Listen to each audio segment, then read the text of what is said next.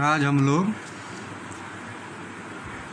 Exercise 11D Pythagoras based on Pythagoras theorem पे कुछ questions करेंगे। जैसे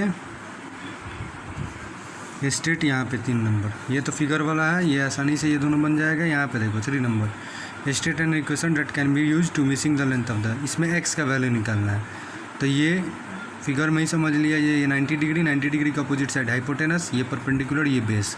हाइपोटेनस का वैल्यू होता है परपेंडिकुलर के स्क्वायर प्लस बेस के स्क्वायर रूट अंडर।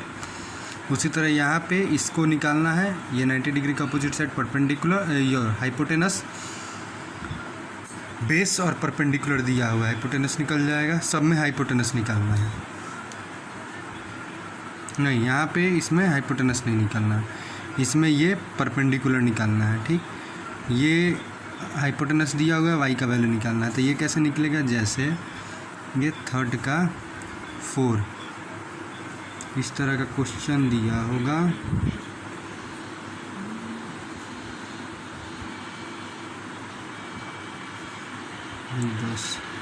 ये हो गया तुम्हारा 90 डिग्री 8 और वाई का वैल्यू हो जाएगा, हाइपोटेनस है कितना,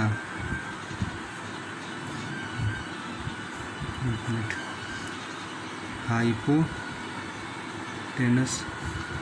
10 सेंटीमीटर और एक दिया हुआ है बेस 8 सेंटीमीटर। परपेंडिकुलर निकालना है, परपेंडिकुलर निकालना है, ये निकालना है।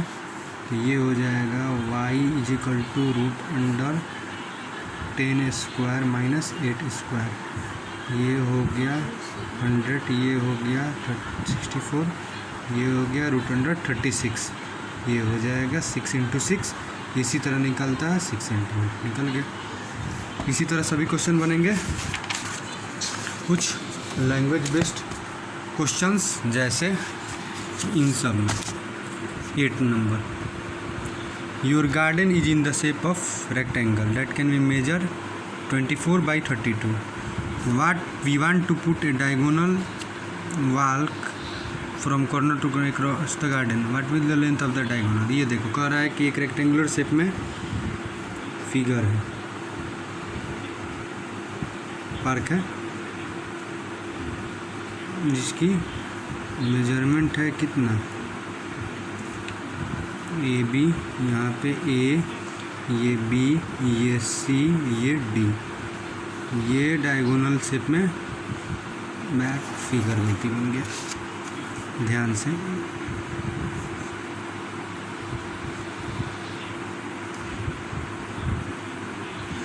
इस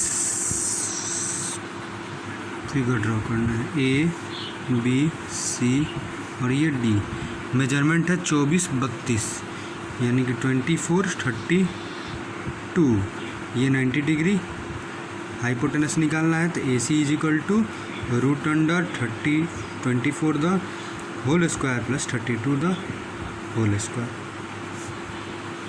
इसी को सॉल्व कर दिया जाएगा, जो स्क्वायर रूट निकलेगा वही ए सी का वैल्यू हो जाएगा। इसी तरह ये सब बनेगा क्वेश्चन। अब हम लोग थोड़ा आगे, इसके बाद जो चैप्टर है सिमेट्री, और ये सब सिमेट्री में क्या है, तो सिमेट्रिकल, जैसे कि कोई भी फिगर सिमेट्री कब होता है, जब उसको बीच से ऐसे जगह पे से काटा जाए कि दोनों फिगर कट करने के बाद सेम हो। जैसे if a figure can be drawn on the paper in such A way that if the paper is folded in half, अगर आधे में उसको फोल्ड किया जाए, the 2 half of the figure exactly cover, वो क्या हो जाए, एक दूसरे को कवर कर ले। मतलब यहाँ से अगर मोड़ा जाए तो ये इस पूरे पार्ट को कवर कर ले, ये वाला पार्ट इस पूरे पार्ट को कवर कर ले। Each other than the shape is symmetric, ये जो शेप कहलाएगा वो सिमेट्रिक कहलाएगा। जहाँ से लाइन को फोल्ड किया जाएगा वहाँ पे एक्सिस ऑफ सिमेट्री कहलाएगा। जैसे fold, for example kite is folded over the middle, 2 half corner etch exactly. ठीक, उसके बाद जैसे ये बोतल कहाँ से सिमेट्रिकल है, बीच से, ये बल्ब यहाँ से, ये पेड़ यहाँ से, पत्ता यहाँ से, बटरफ्लाई बीच से। क्यों? क्योंकि यहाँ पे रखोगे इस तरह पेन, देखो तो दोनों का सेम दिख रहा है, लेफ्ट वाला राइट वाला दोनों सेम। तो ये हो गया सिमेट्रिकल फिगर। ये है यहाँ से सिमेट्रिकल फिगर, ये यहाँ से सिमेट्रिकल फिगर, ये बोतल यहाँ से सिमेट्रिकल फिगर। ठीक, इसमें जनरली हम लोग को देखना होगा, बेस्ट क्वेश्चन जो आता है कि कितने लाइन ऑफ सिमेट्री किस फिगर के हैं, याद कर लेना होगा और कहाँ से होगा। ए शेप है symmetrical if can be folded it so that one side fit exactly on the other, एक दूसरे पर फिट कर जाए। जो फोल्डेड लाइन जो होगा वो कहलाएगा line folded is called line of symmetry. ठीक है, ये line of symmetry is also called a mirror line. इसे हम लाइन ऑफ सिमेट्री को एक और नाम से जानते हैं, एक्सिस ऑफ सिमेट्री को या लाइन ऑफ सिमेट्री को मिरर लाइन से। The two halves of a symmetrical body exactly match in shape and size. जो दो हाफ होता है सिमेट्रिकल बॉडी का एग्जैक्टली मैच करना चाहिए शेप और साइज में। ठीक, symmetrical if some common geometrical shape. ये सिमेट्रिकल क्यों होगा, क्योंकि ये इक्वल एंगल्स है, तो जितना साइड इसका उतना ही इसका लाइन ऑफ सिमेट्री। ठीक, यानी कि रेगुलर अगर फिगर हो, यानी कि पेंटागोन हेक्सागोन रेगुलर हो, जिसका एंगल और साइड बराबर हो, तो उसका जितना साइड होगा उतना ही उसका एंगल लाइन ऑफ सिमेट्री होगा। एक regular shape has equal sided and equal angle. ये रेगुलर शेप का हो गया। रेगुलर जो भी शेप होगा उसका लाइन ऑफ सिमेट्री जितना उसका साइड उतना ही लाइन ऑफ सिमेट्री।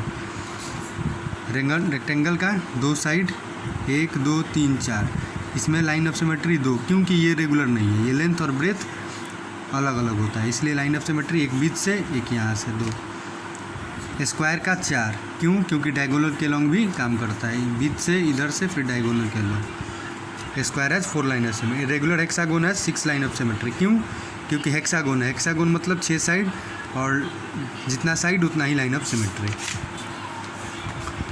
उसी तरह इसमें इक्विलेटरल ट्रायंगल में 3, इसमें यही पढ़ लेना होगा बुक देख के कि किसका कितना लाइन ऑफ सिमेट्री होता है। ठीक, reflection symmetry is line producer mirror image. Mirror image produce करे मतलब जहाँ पे रखा जाए वहाँ से उसको रिफ्लेक्ट करें। मिरर इमेज मतलब कि जैसे कि कोई फिगर है, यहाँ पे बीच से रख दिया गया, तो ये वाला फिगर और ये वाला फिगर सामने वाला फिगर जैसे इस तरह रख, ये दोनों दिखाई देना चाहिए। तो इसका मिरर सेम इमेज इस तरह का दिख रहा है इसमें, तो वही कहलाता है मिरर लाइन। क्योंकि मिरर भी लगा दिया जाए तो फिगर सेम दोनों तरफ का सेम है। ठीक, ये हो गया तुम्हारा सिमेट्री। ठीक, अब रोटेशनल सिमेट्री कहता है, इसमें रोटेशनल सिमेट्री में एंगल के अनुसार रोटेट करता है। ठीक, रोटेशनल सिमेट्री में इसमें होता है एंगल के अनुसार, यानी कि पहले 90 डिग्री अबाउट फिक्स्ड पॉइंट से 90 डिग्री, 180 डिग्री, 360 डिग्री और 270 डिग्री, 360 डिग्री। देखो ये अगर डी सी पर आया तो 90 डिग्री रोटेट किया है, फिर डी बी पर गया तो 180, फिर ए पर गया तो 270, फिर आ गया तो 360। तो एक रोटेशन पूरा 360 डिग्री रोटेट किया। 1/4 किया 90, हाफ किया 180, 1 हाफ से भी एक किया 3/4 किया, तो ये हो गया 270। ठीक, a figure is said to have rotational symmetry if it's fit on to itself more than once during a full turn. एक टर्न में, एक बार में खुद पे जाके बैठ जाए, इतना टर्न करे, वह कहलाएगा रोटेशनल सिमेट्री। ये 360 डिग्री के लॉन्ग रोटेट करता है। The number of times the fits on to itself during 360 degree वो ऑर्डर ऑफ सिमेट्री हो गया रोटेशनल सिमेट्री। मतलब जितने ऑर्डर में वो तीन अपने खुद पे जाके बैठ जाए, जैसे ये 1 90 2 180 3 ये 4, चौथे बार में तो ये 4 रोटेशनल सिमेट्री का ऑर्डर हो गया। ठीक है, इसमें ये ऑर्डर ऑफ सिमेट्री देख लेना होगा कि कितना कौन सा एंगल कितने डिग्री पे बन रहा है। ठीक, कितने डिग्री पे बन नहीं रहा है मतलब कि कितने डिग्री पर रोटेट करके एक दूसरे पर फिट बैठ जा रहा है। ये है विजुअलाइजिंग सॉलिड शेप्स। इसमें 2D और 3D में अंतर समझना है। 2 डायमेंशनल जिसका लेंथ और ब्रेथ हो, 3 डायमेंशनल की लेंथ ब्रेथ और हाइट तीनों हो। देखो ए solid is any enclosed 3 dimensional figure. ये सॉलिड जो होगा वो 3 डायमेंशनल फिगर होगा, मतलब इसमें लेंथ ब्रेथ और हाइट तीनों होगा। ठीक, और जो लेंथ 2D होता है केवल लेंथ और ब्रेथ होता है, जैसे रेक्टेंगल, ट्रायंगल, ये सब लेंथ ब्रेथ वाले हैं। और लेंथ ब्रेथ हाइट हो गया, उसमें आ गया जैसे ये triangular prism, cuboid, square pyramid, rectangular pyramid, triangular pyramid, ये सब जितने हो गए वो 3 डायमेंशनल फिगर हो गए। ठीक, ये सब प्रिज्म वगैरह का डेफिनेशन है, इसको देख लेना होगा कि prism is formed by two parallel congruent polygons faces called bases connected by face that are called parallelogram. That are parallelogram, face उसका क्या होता है? पैरेललोग्राम। जैसे cube, cuboid, triangular prism, pentagonal prism, ये सब हो गए प्रिज्म। पिरामिड होता है, ये फॉर्म करता है पॉलीगॉन बेस, उसका बेस होता है पॉलीगॉन शेप का, और फेस होता है उसका ट्रायंगुलर, और सब का सब तीनों एक कॉमन पॉइंट्स वर्टेक्स से मिलके वहाँ पे मिल जाता है, कॉमन वर्टेक्स पे मिलता है, मीट करता है, वो हो गया pyramid. Polyhedron is a solid that enclosed bye polygons. ये पॉलीहेड्रॉन जो सॉलिड होता है, मतलब 3 डायमेंशनल फिगर, वो पॉलीगॉन से मिल के बनता है, इंक्लोज होता है पॉलीगॉन से, उसे कहेंगे पॉलीहेड्रॉन। जिस तरह पॉलीगॉन में लाइन सेगमेंट से मिलके पॉलीगॉन बना, उसी तरह पॉलीगॉन से बन के ये पॉलीहेड्रॉन बना।